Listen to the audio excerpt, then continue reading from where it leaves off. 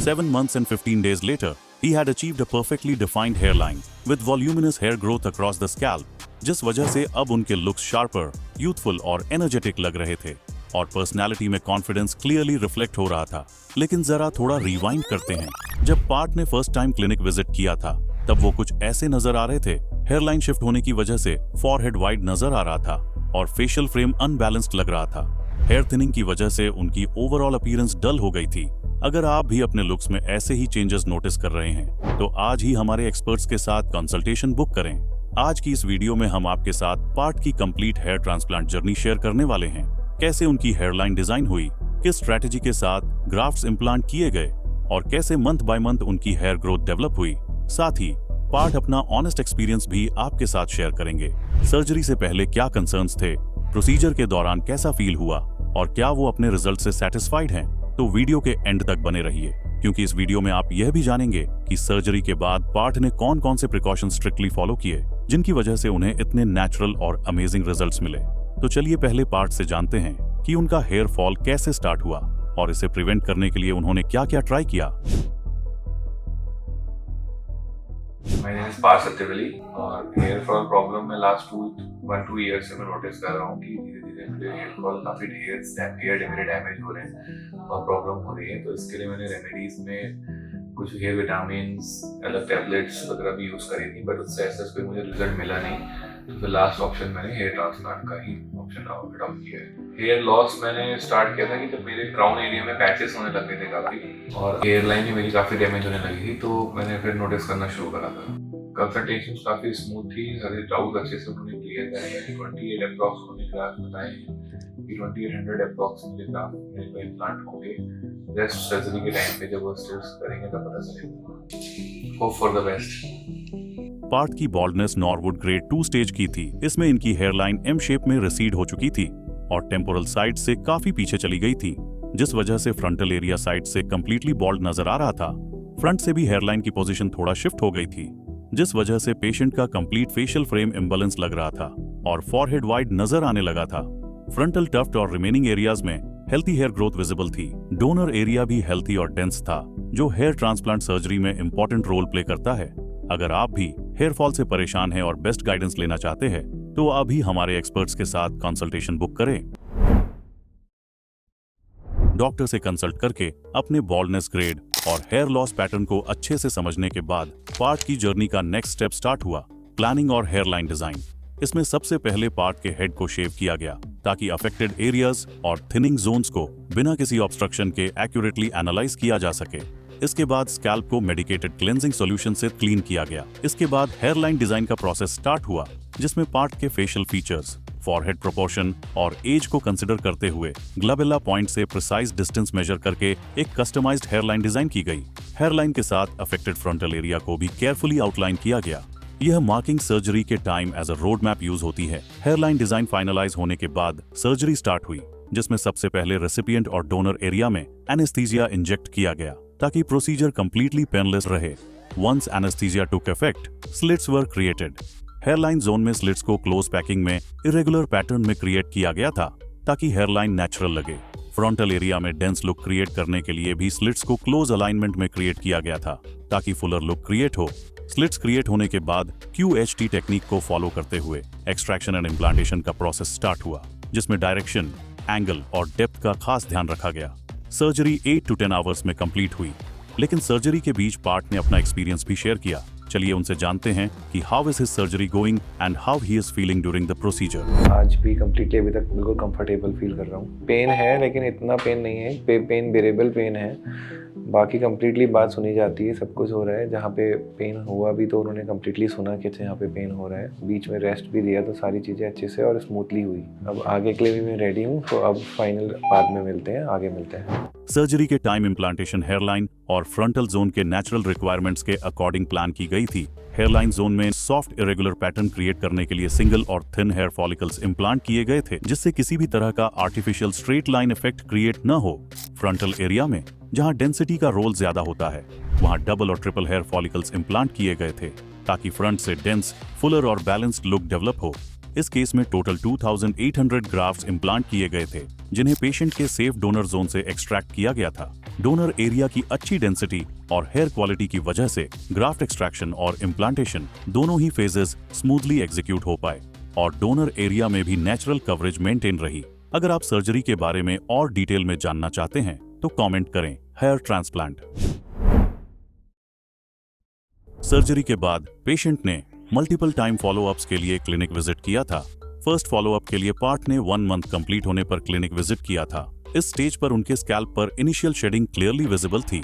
इसके साथ transplanted area में स्लाइट रेडनेस भी विजिबल थी, जो हीलिंग प्रोसेस का पार्ट होती है और टाइम के साथ फेड हो जाती है।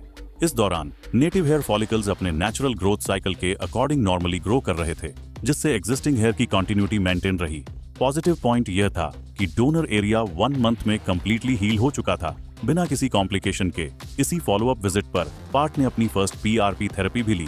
PRP थेरेपी स्कैल्प में ब्लड सर्कुलेशन को इंप्रूव करती है, ट्रांसप्लांटेड ग्राफ्ट्स को बेटर नरिशमेंट प्रोवाइड करती है और ओवरऑल हेयर ग्रोथ प्रोसेस को सपोर्ट और एक्सेलरेट करने में मदद करती है।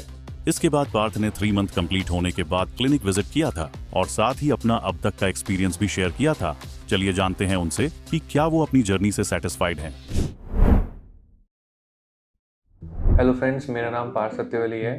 आप लोगों के पहले वीडियोस में मैंने देखा होगा कि जो मेरे हेयर लाइन था वो काफ़ी रिसीड हो गया था। उसके काफ़ी सारे प्रिकॉशंस मैंने लिए, बट उसका मुझे रिजल्ट नहीं मिल रहा था। एट लास्ट फिर मैंने QHT को देखा था, तो मैंने उनसे हेयर ट्रांसप्लांट कराया था। आज मेरे हेयर ट्रांसप्लांट को मोर देन 3 मंथ्स हो गए हैं और अभी तक काफ़ी अच्छा रिजल्ट आया है। आई एम वेरी हैप्पी कि मैंने QHT क्लिनिक को चूज़ किया और इतना अच्छा रिजल्ट आया है। फिर आफ्टर 1 मंथ के बाद मैंने फर्स्ट PRP ली थी। उसके बाद मेरा शेडिंग फेज स्टार्ट हुआ था। उसके बाद 2nd मंथ से रीग्रोथ होना स्टार्ट हुआ था और काफ़ी अच्छा रिजल्ट आने लगा।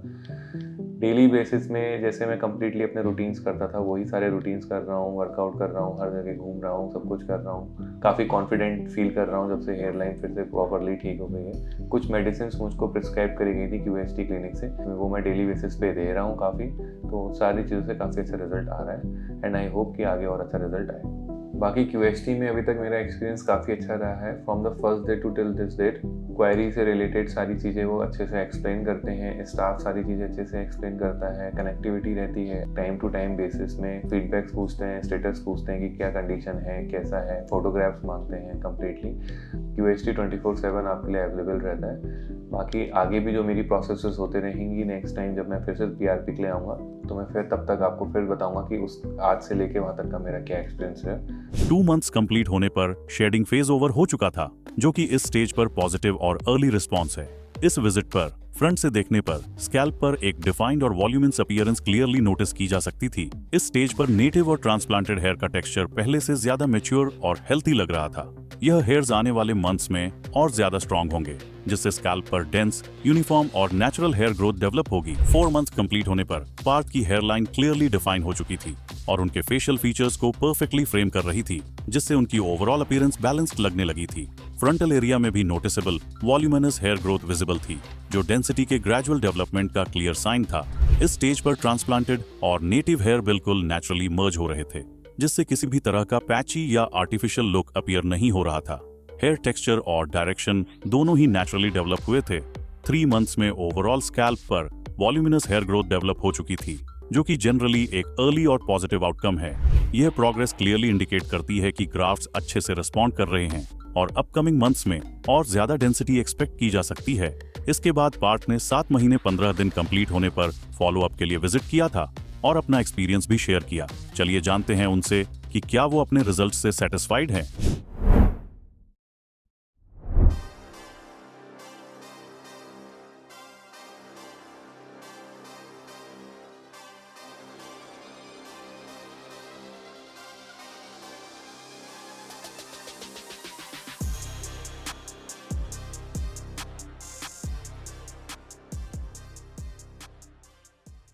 मैंने फरवरी में QHT क्लिनिक से अपना हेयर ट्रांसप्लांट कराया था। हेयर ट्रांसप्लांट से पहले जो मेरे हेयर से आगे की फ्रंट की हेयर लाइन वो काफ़ी डैमेज हो गई थी, जिस वजह से मैं बहुत कॉन्फिडेंट फील नहीं करता था, कहीं भी गैदरिंग में जाता था या कुछ भी करता था। तो मेरे फ्रेंड ने QHT क्लिनिक का रेफरेंस दिया था, तो मैंने यहाँ पे वर्कआउट किया, डॉक्टर से बात करी, सारी चीज़ें काफ़ी अच्छे से स्मूथली हुई।